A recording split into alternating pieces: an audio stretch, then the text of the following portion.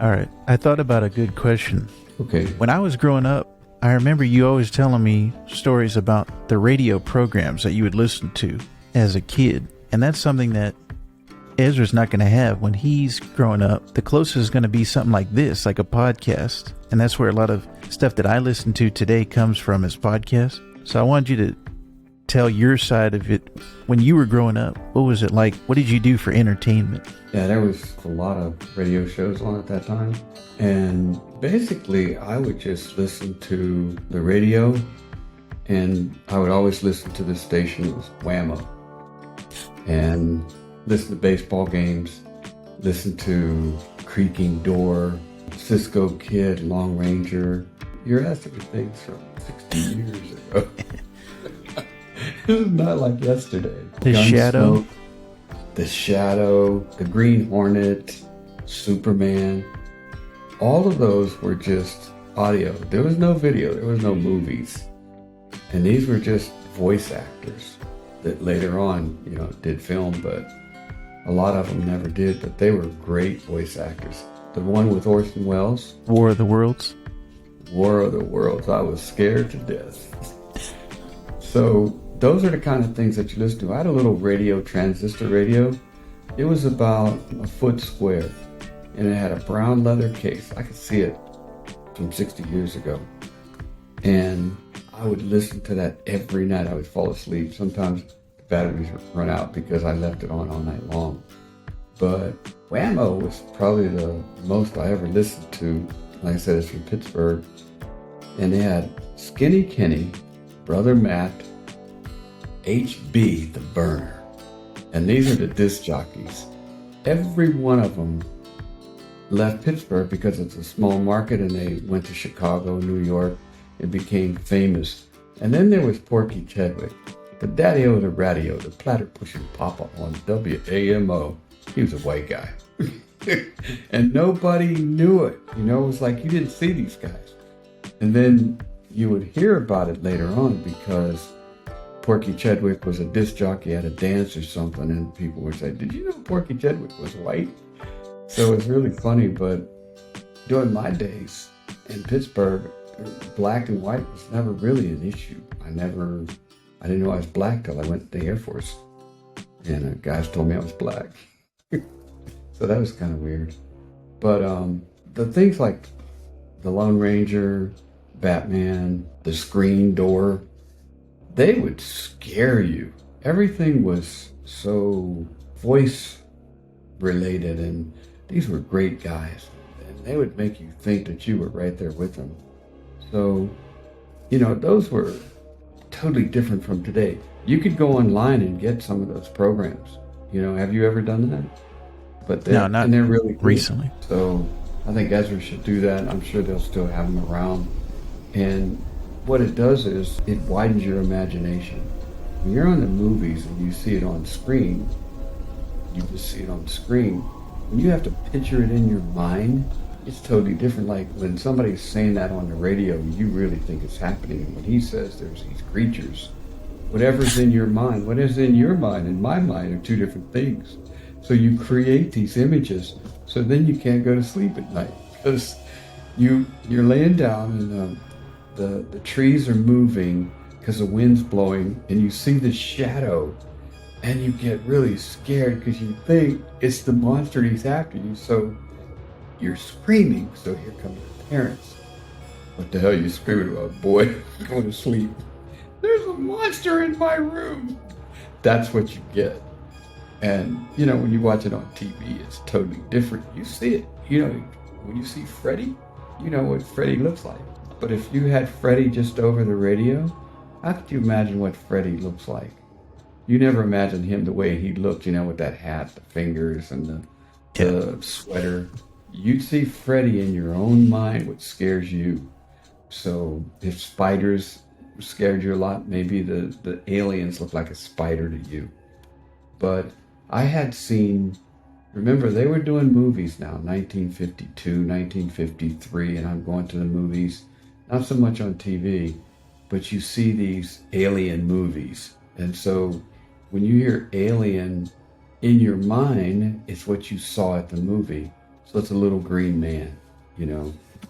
Or like me, I just spiders and octopuses. Just there's something about them that I didn't like, but that's what I would see as they were talking about aliens. But it does, it builds your imagination, and it makes you think about things and your imagination, and it's your original thoughts. It's not that you look at a movie and that's kind of plastered on your mind. That's what you see. But if you have to make that up in your mind, you're making up your own monster. So to me, I think that's better, you know, and I'm sure that the people that made space movies, that was part of their history when they were growing up. Do you ever wonder, like, how did a guy ever come up with that? Yeah, it's his imagination. So what imagination do you have when you see it in the movies and you see the monster? Japanese movies that used to crack me up with the monsters. You laugh at them now, you know, with Granddad and these fearful monsters. You'd wake up in the middle of the night thinking about these things. You see them now, you laugh. Are you kidding me? It's a guy in a suit. You can tell 100%, but when you can't see it, you make up your own monster. So to me, that's the biggest difference in what kids see today and what I saw when I was growing up 60-some years ago. And I think even today, they have that in movies where they won't show the monster. So, like in Jaws, they didn't show the shark. They would just show his fin. Right. Even today, they'll have stuff like that. Like on that Star Trek show, Strange New Worlds, when they first introduced those aliens, the Gorn, it was quick cutaways, and you heard them in the background, but you weren't seeing them. So your mind is filling in what that was. And I always found those more scary than when they showed the monster, because like you said, it ages poorly over the years. You look back on the Star Trek from the original show, and it was a guy in a rubber costume. Now the stuff is CG. Yeah, it looks okay today, but then 10 years later, oh, wait a minute, that CG looks fake now because it just hasn't aged as well. So, Think yeah, you're correct. Star Trek. Think about the original Star Trek and the bridge, what it looked like. When you first saw it, wow, this was amazing, you know? Look at it now. Go to any of the movies that you watched when you were a child. You look at them now and you go, are you kidding me? But it seems funny because the Star Trek that they're showing now is before James Kirk. Mm-hmm. But their ship looks much more modern, and, you know, you don't hear those little things in the background. They play they make these noises, and you think that everything, and the lights are blinking, and you look at it now and you go, are you kidding me? Or Lost in Space. That's my favorite one with the robot. That robot used to scare the hell out of me. Now when I see it, it's like, I was scared of that. Yeah. And when Ezra grows up, just think of the Lost in Space that he'll see. It'll probably be standing in his living room, you know? Yeah. He could almost feel them. You know, they would be so far advanced. Because you're talking 50 years. Think about my time till now. And how far they've come in just showing those kind of things. And they almost seem real when you see them now. But he'll see those as he's growing up. And they'll be amazing to him, but it'll be just like you watching Star Wars. When you thought Star Wars was so great. You know, it's like when they have the fights with the beams. Yeah, lightsabers. Man, that was the greatest thing. And I remember when you were small, you know, and you wanted to fight like them and have a cape and all of that kind of stuff. And then as you grew up and you see them now and what they compared to what they do now, you kind of laugh. You know, it's like, gee, I was amazed with that when I was a kid. But it's your imagination. So it all started with the radio. And even things like Laurel and Hardy, they weren't, you know, the talky thing. They were on the radio first. And Jack Benny and those kinds of comedians, and they were so funny. Red Skelton. So then when they had their own programs, it gave you another view of who these people were. You could actually tie in a voice to a face, and it made a difference. But things like Johnny Dollar or The Shadow, they never came out, but they did come out with movies that really related to those things. I'm trying to think of not the guy that was the invisible guy, but there was another one, and he was in the shadows in the dark, and that's kind of like the shadow. They did those sound effects that really, it's kind of funny if you go back and look and see how they did them, like horses.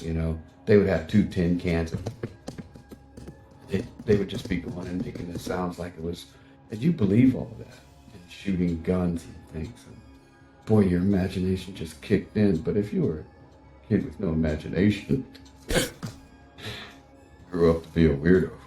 But normally kids with imagination, you grow up and it develops your brain. So hopefully in the future, yeah, just like you said, with the monster in that Strange Worlds, you didn't see it till the end. Because I was kind of surprised myself when I saw it.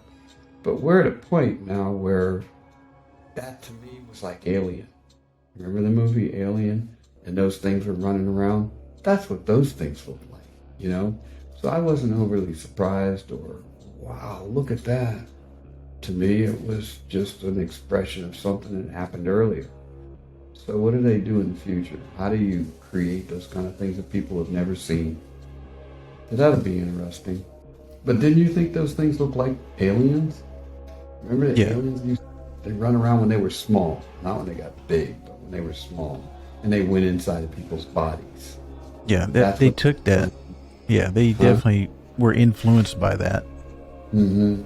Yeah, that's the influence you get from the person who wrote that, because that person was probably influenced from the Alien movie. Whereas in my generation, you're influenced by your own mind.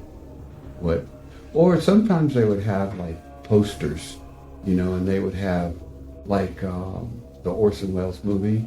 They would have posters and they would show the aliens. So all of a sudden, guess what?